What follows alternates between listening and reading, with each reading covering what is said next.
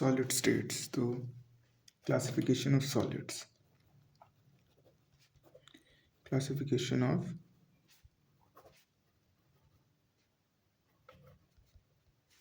solids. So solids are classified on the basis of arrangement of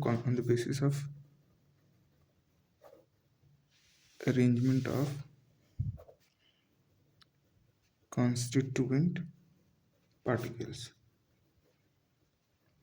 On the basis of arrangement of constituent particles, the solids are classified as crystalline solid, और इनको true solid भी कहते हैं, true solid. उसके बाद अपने पास है amorphous solid और सुपर कूल्ड लिक्विड और सूडो सॉलिड। तो अगर इनको हम डिफाइन करेंगे तो हैव ए रेगुलर क्रिस्टलाइन, जो क्रिस्टलाइन सॉलिड्स हैं have regular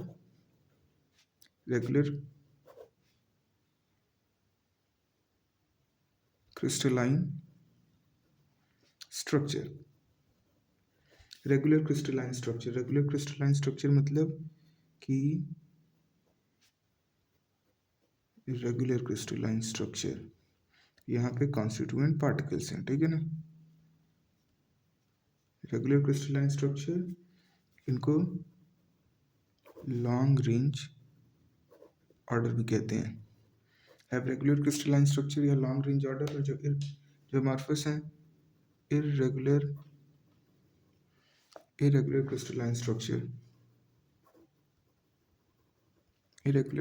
structure, short range order,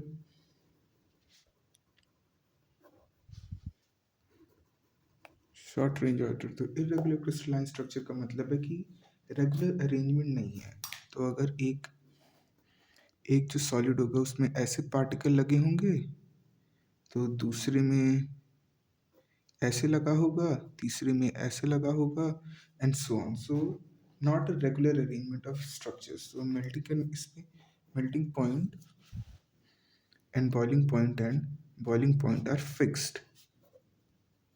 जैसे कि एल्यूमिनियम है, एल्यूमिनियम का मेल्टिंग पॉइंट फिक्स्ड है, सोडियम का मेल्टिंग पॉइंट फिक्स्ड है, बॉइलिंग पॉइंट फिक्स्ड है। ये जो है melting point and boiling point varies over a range, point and boiling point varies over a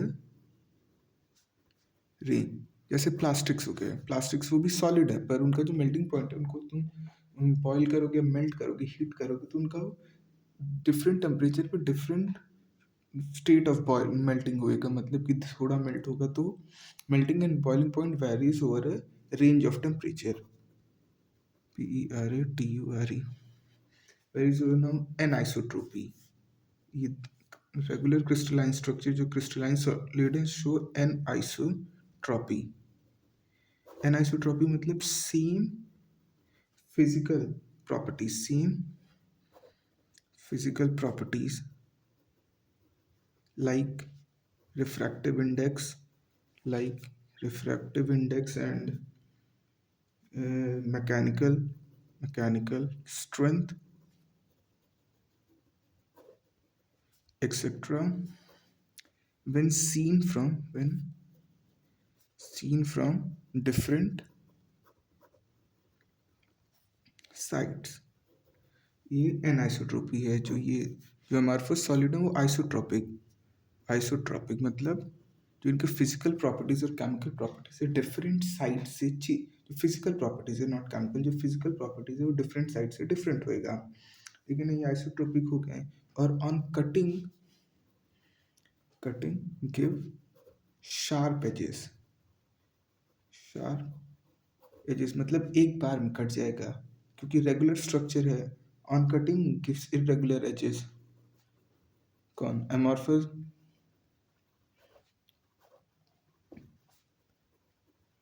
irregular edges, ठीक है ना। It is harder than amorphous, it is harder than amorphous crystalline it is soft, amorphous वाला है it is soft, it is soft. तो और example में देखेंगे तो ZnS, ग्रेफाइट, सॉलिड I2 हो गया, NaCl हो गया, और इधर हो जाएगा lead, rubber, bakelite, melamine, bakelite and melamine, these are polymer, ठीक है ना, etc. तो classification of solids are classified on the basis of arrangement of constituent particles. So on the basis of arrangement of constituent particle, the solids are classified as crystalline solid and amorphous solids. Or crystalline solids are also known as true solid, amorphous solids are also known as pseudo solids, supercooled liquid. तो जो properties होती हैं crystalline solid की, they have regular crystalline structure, long range order जो amorphous हो गए, irregular crystalline structure, short range order, crystalline में melting point and boiling point are fixed, show anisotropy, that is the physical and the chemical physical properties. Physical properties is different.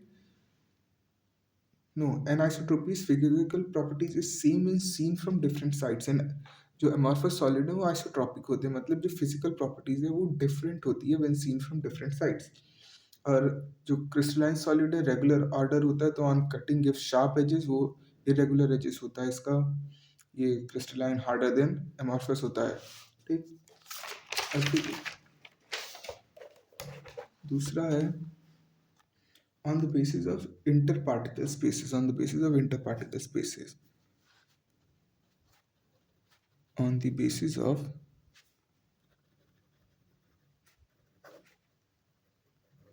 interparticle spaces, on the basis of interparticle spaces, तो पहला हो जाएगा ionic solid, ionic solid, nature of force इनके बीच में होगी electrostatic, electrostatic, force of attraction, force of attraction, सारे आयनिक solid जैसे कि NaCl, KCl, ETC, ठीक है। फिर metallic solid, metallic solid, metallic solid तो मेटेलिक बॉन्ड, मेटेलिक बॉन्ड मतलब electron cloud is present, electron cloud is present, kernels are present इसमें, फिर Pb सारे metal, Zn, Ce metallic solid हो गए। फिर कोवैलेंट सॉलिड, कोवैलेंट सॉलिड, इनको network solid भी बोलते हैं, नेटवर्क सॉलिड। कोवैलेंट तो इसमें जनरली कोवैलेंट बॉन्ड होता है, इसमें कोवैलेंट बॉन्ड, ठीक है ना। एग्जाम्पल हो जाएगा डायमंड, ग्रेफाइट, Bn, ये स्ट्रक्चर इसका सिमिलर टू ग्रेफाइट होता है, बोरोन नाइट्राइड। फिर SiC, SiO2, this is silica, silica dioxide, ठीक है ना। फिर मॉलिक्यूलर सॉलिड है, मॉलिक्यूलर सॉलिड, मॉलिक्यूलर सॉलिड में क्या vendor Waals forces of attraction हो जाएगा, मॉलिक्यूलर सॉलिड में vendor wall force of attraction. तो एक पोलर होएगा, या तो ये पोलर हो सकता है या नॉन पोलर, नॉन पोलर या हाइड्रोजन बॉन्डेड, हाइड्रोजन बॉन्डेड तो ड्राई आइस, एग्जांपल आइस, जो जो नॉन पोलर है उसमें सॉलिड CO2, सॉलिड CO2, और जो पोलर है उसमें सॉलिड HCl, इसमें वेंडर वॉल फोर्सेस होती हैं, वेंडर वॉल फोर्सेस। तो सॉलिड दो टाइप में डिवाइड है, on the basis of constituent particles, on the basis of presence of constituent particle, तो उसमें क्रिस्टलाइन और अमॉर्फस है, and on the basis of inter particle spaces, तो आयोनिक, मेटेलिक, कोवैलेंट या नेटवर्क और मॉलिक्यूलर सॉलिड है, ठीक है। नाउ तो ये तो क्लासिफिकेशन ऑफ सॉलिड हो गया। अब लैटिस स्पेस क्या होता है, लैटिस स्पेस, लैटिस स्पेस और crystal lattice, crystal lattice. So this is the 3D regular arrangement. This is 3D regular arrangement of this is 3D regular arrangement of lattice point in space.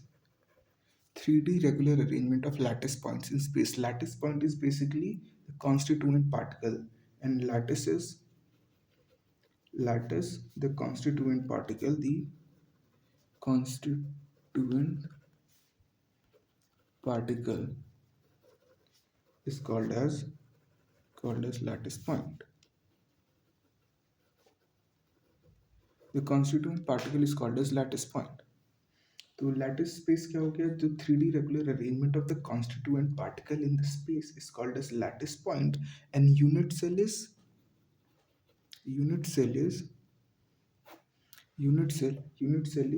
the smallest unit of space lattice. The smallest unit of space lattice that is repeated again and again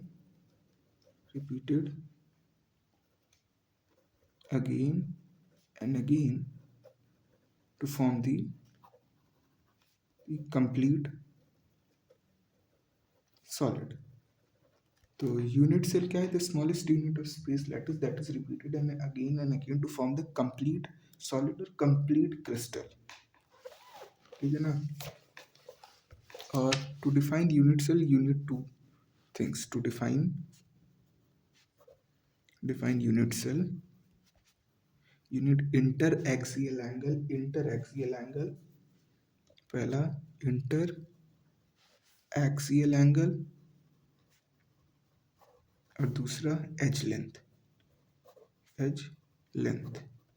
पहला तुमको इंटरएक्सियल angle चाहिए, दूसरा तुमको as length चाहिए. तो suppose जैसे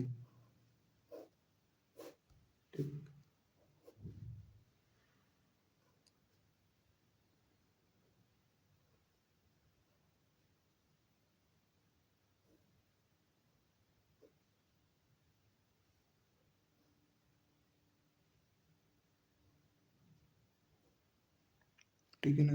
तो ये अगर सॉलिड है तो अगर इसको मैं ए दिया, इसको बी दिया, इसको सी दिया, ये ओ है. ठीक. तो ए के सामने वाला अल्फा, बी के सामने वाला बीटा, सी के सामने वाला गामा, और O A is equals to O B is equals to O C is equals to A. So this is edge length और alpha, beta and gamma, these are interaxial angle. So you need these two things to define a unit cell. ठीक है ना. You need these two things to define a unit cell. Now types of unit cell. अब हमको मालूम चल गया unit cell को कैसे डिफाइन करते हैं. कितने टाइप के यूनिट सेल होते हैं. तो टाइप्स ऑफ यूनिट सेल. तो यूनिट सेल दो टाइप के होते हैं, प्रिमिटिव यूनिट सेल और दूसरा नॉन प्रिमिटिव यूनिट सेल. तो जो प्रिमिटिव यूनिट सेल होता है, ठीक है ना, प्रिमिटिव यूनिट सेल है, नॉन प्रिमिटिव यूनिट सेल. जो नॉन प्रिमिटिव यूनिट सेल होता है, इसमें 3 यूनिट सेल होते हैं. एक बॉडी सेंटर्ड, दूसरा फेस सेंटर्ड और तीसरा एज सेंटर, तीसरा एंड सेंटर्ड, तीसरा एंड सेंटर्ड. तो क्या बॉडी सेंटर्ड, फेस सेंटर और तीसरा एंड सेंटर. तो जो प्रिमिटिव यूनिट सेल होता है, उसमें atoms are present at each corners. Atoms are present at each corners only. मतलब केवल अपने कॉर्नर्स पे प्रेजेंट है प्रिमिटिव यूनिट सेल में. Body centred unit cell, atoms are present at at each corner and body center. Body centre मतलब जो cube है उसके सेंटर पे, एक सारे कॉर्नर पे और एक सेंटर पे। तो body centred atoms are present at each corner and body centered. Face centered unit cell atoms are present at each corner each corner atoms are present at each corner and each face, each corner and each face। और जो end centered है, atoms are present at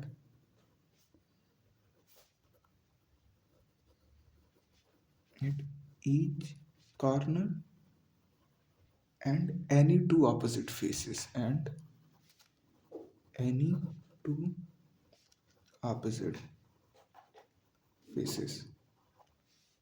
तो जो unit cell के दो type हैं, एक primitive unit cell और एक नॉन प्रिमिटिव यूनिट सेल। और जो नॉन प्रिमिटिव यूनिट सेल है उसके फर्दर तीन टाइप है, बॉडी सेंटर्ड, फेस सेंटर्ड और एंड सेंटर्ड यूनिट सेल। तो जो प्रिमिटिव यूनिट सेल है उसमें atoms are present at each corner, जो बॉडी सेंटर्ड यूनिट सेल है atoms are present at each corner and body centre face में सारे corner पे और सारे फेस पे, और एंड सेंटर पे सारे कॉर्नर पे और एनी टू ऑपोजिट फेस। और अब जैसे कि कोई क्यूब है तो अगर एटम एक कॉर्नर पे प्रेजेंट है तो वो पूरा का पूरा एटम उस क्यूब के अंदर तो नहीं है, उसका कुछ पार्ट अंदर है कुछ पार्ट बाहर है। तो कंट्रीब्यूशन ऑफ एटम्स,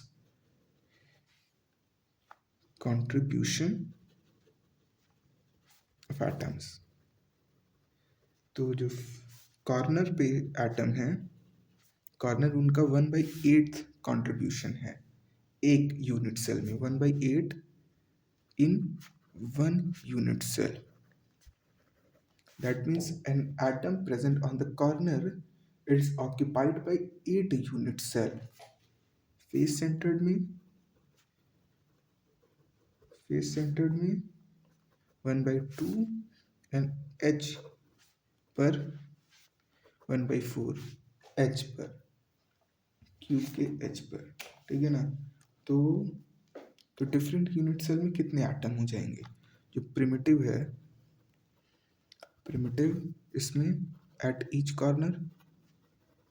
कॉर्नर और एक क्यूब में कितने कॉर्नर होते हैं, 8 into 1/8, 1 atom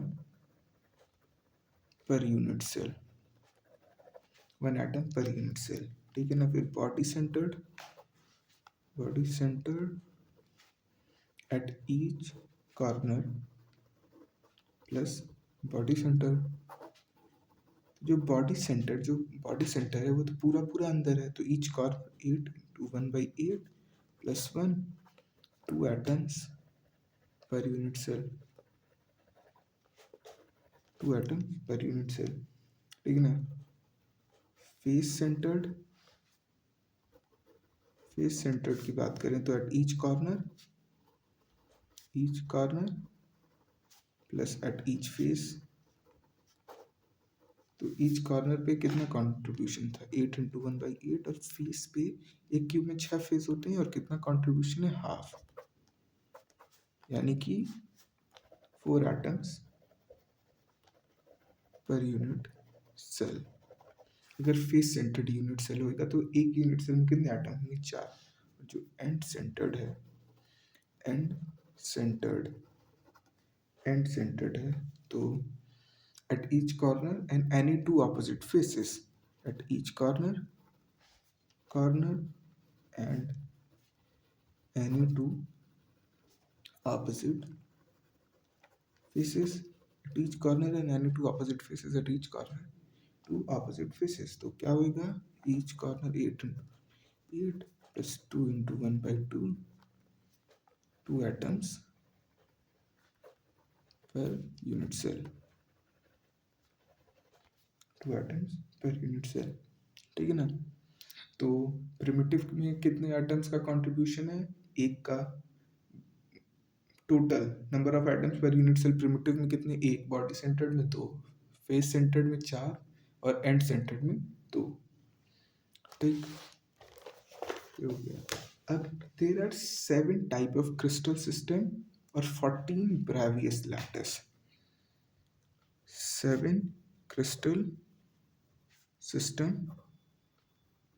7 type, 7 type crystal system, 7 type of crystal system और 14 ब्रावियास लैटस। तो क्या क्या होते हैं? तो सबसे पहले होता है क्यूबिक,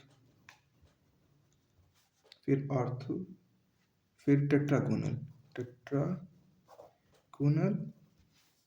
ऑर्थोरॉम्बिक, ऑर्थो,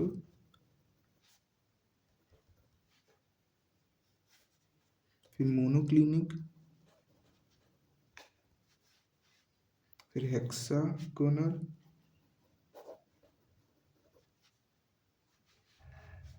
फिर rhombohedral and triclinic. Rhombohedral is also known as trigonal. ठीक है।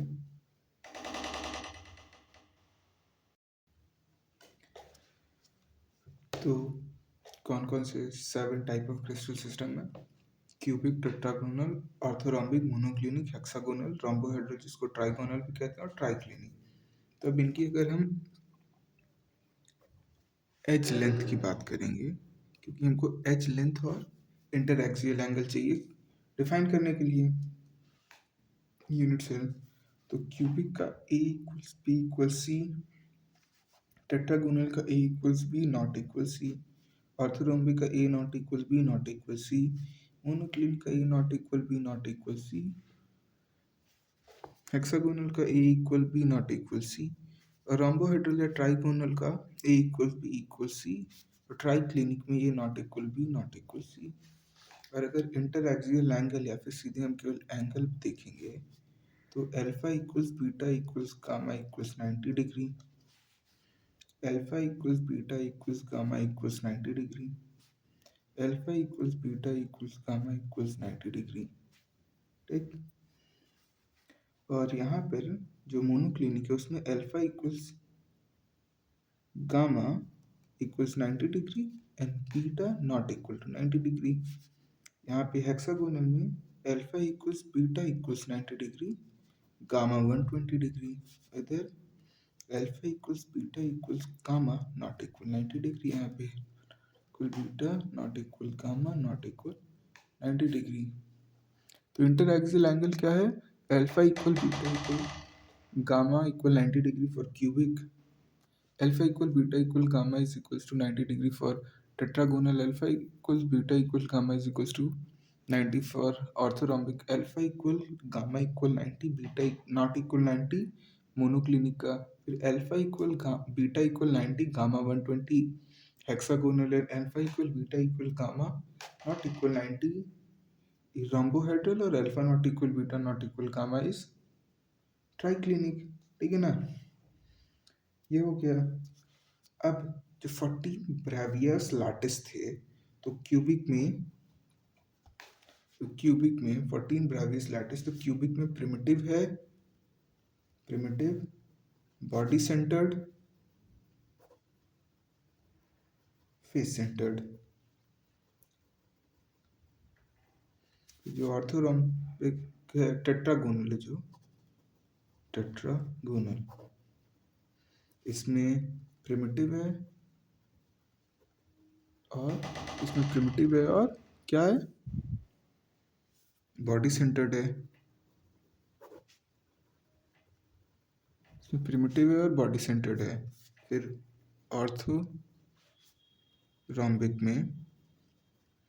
ऑर्थोरॉम्बिक में primitive, body centred, face centred और एंड सेंटर्ड, चारों है। फिर मोनोक्लिनिक में प्रिमिटिव और एंड सेंटर्ड है। और फिर हेक्सागोनल, रोम्बोहेड्रल या ट्राइगोनल और फिर triclinic, they have got primitive। तो प्रिमिटिव प्रिमिटिव प्रिमिटिव 3 4 5 6 7 8 9 11 12 13 14, तो 14 ब्रेवियस लैटिस। 14 Bravais lattice. तो क्यूबिक में प्रिमिटिव बॉडी फेस, उसके बाद फिर टेट्रागोनल में प्रिमिटिव बॉडी, और फिर ऑर्थोरोम्बिक में primitive body face and, monoclinic में प्रिमिटिव एंड, हेक्सागोनल में प्रिमिटिव, रोम्बोहेड्रल में प्रिमिटिव, ट्राइक्लिनिक में प्रिमिटिव। अगर एंगल की बात करेंगे तो alpha equal beta 90 in cubic, alpha equal beta equal gamma equal 19, tetragonal alpha equal beta equal gamma equal 19, orthorhombic alpha equal gamma equal 90, beta not equal 90। इसमें monoclinic में alpha equal beta 90, gamma equal 120। इसमें hexagonal में उसके बाद फिर alpha equal beta equal gamma not equal to 19, rhombohedral and alpha not equal beta not equal gamma not equal 90, ये triclinic में।